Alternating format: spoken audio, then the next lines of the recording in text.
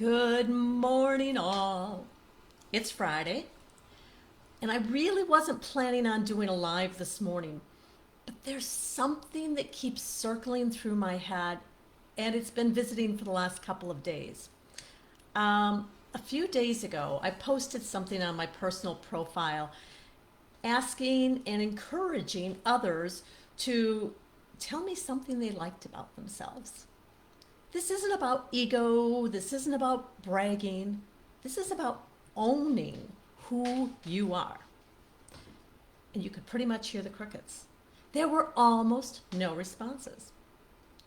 I find this really interesting, and I've been thinking about it a lot because I will bet anything that you care to that if I would ask people to share something that they didn't like or that they felt was wrong about themselves, I would have had, well, Facebook would have shut us down because it would have been flooded.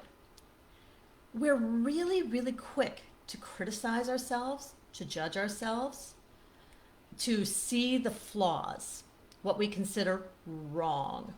And there's a lot of reasons for this. It's a natural, normal thing. The truth is, what's working right in our lives does not demand our attention. Let's put this in really simple terms. If you go into the kitchen and the microwave works just fine, you're not thinking about it. But if the sink is dripping, that's what gets your attention. And that matters. So that's where you have to focus your attention in that moment. Something I know. I've experienced it. I've experienced it with every client I've ever worked with. Is that especially when you're in a place of pain, when you're thinking about healing what hurts, it really matters that we take stock about where we are, not just in regards to pain, but that we notice what's working for us. So I'm going to ask you again, tell me something that you like about you. Tell me something you appreciate about you. It might be really hard at first, but I promise you it gets better. It gets easier. This is self-love. This is appreciation. This is respect. When we notice, appreciate, and respect things about ourselves that are positive, our confidence shifts. It grows. Our self-esteem becomes much healthier. We tend to put in healthy boundaries more easily because suddenly I shouldn't say suddenly, but because we build an awareness that we're worth taking care of.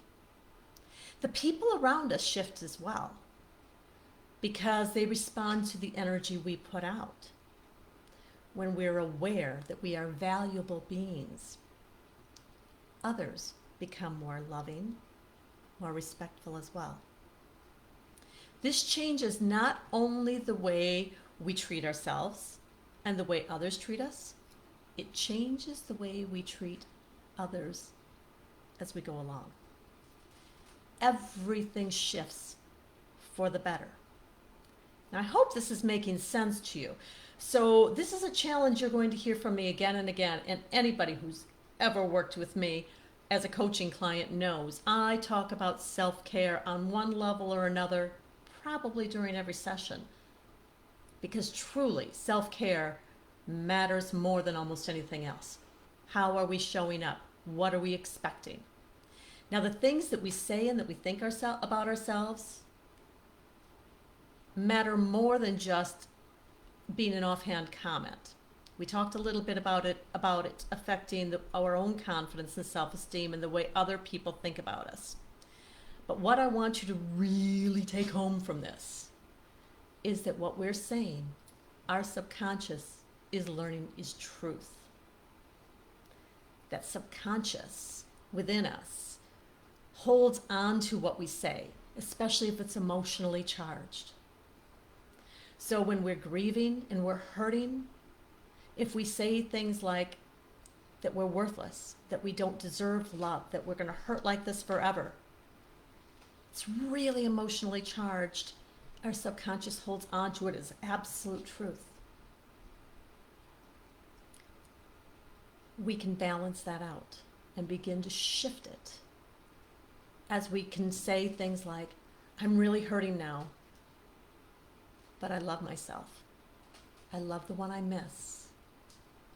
And I can begin to feel better because I deserve to feel better. What do we deserve?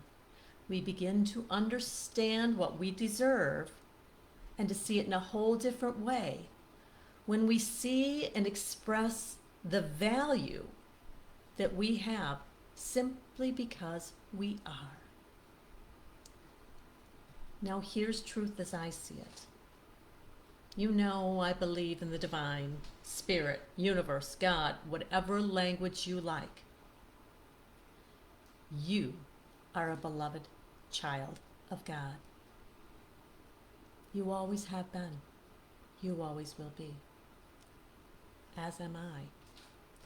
As are the ones you love. Every single person on this planet. So once again, I have a challenge for you. Now, I like to think about it as an invitation.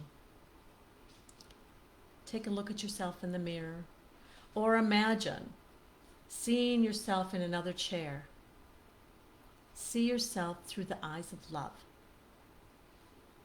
Maybe the way your partner sees you, your parent, your best friend. And please share with me something that is wonderful about you, big or small. And what I really hope is that it's not just one thing. It's okay to start with one thing. Share with me something that you like, love, appreciate, respect about you.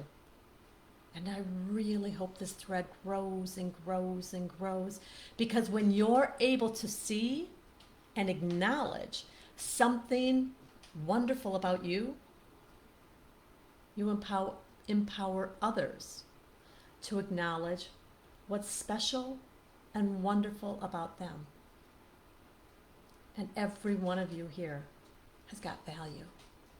Each and every one of you is a loving being. That huge heart that was broken when you lost someone deserves to be acknowledged. It's in acknowledging ourselves that we begin to see others as valuable as well. So, again, I invite you to share something that you like, respect, really love about yourself. Hi, Karen. Oh, that's beautiful. You deserve the best of me. Yes, my dear, you do. And so do others. So whether you're listening live or you're listening on a replay, please share with me something special. Something that I like about me is that I laugh. I laugh easily. I laugh loud. My children will tell you it's a cackle. And I'm kind of okay with that. No, I'm totally okay with that. Karen, I hope you share more that you love about you. You are self-aware. That is beautiful. It matters. To each and every one of you, I wish a wonderful day of peace and healing and self-love. Until we speak again, Namaste.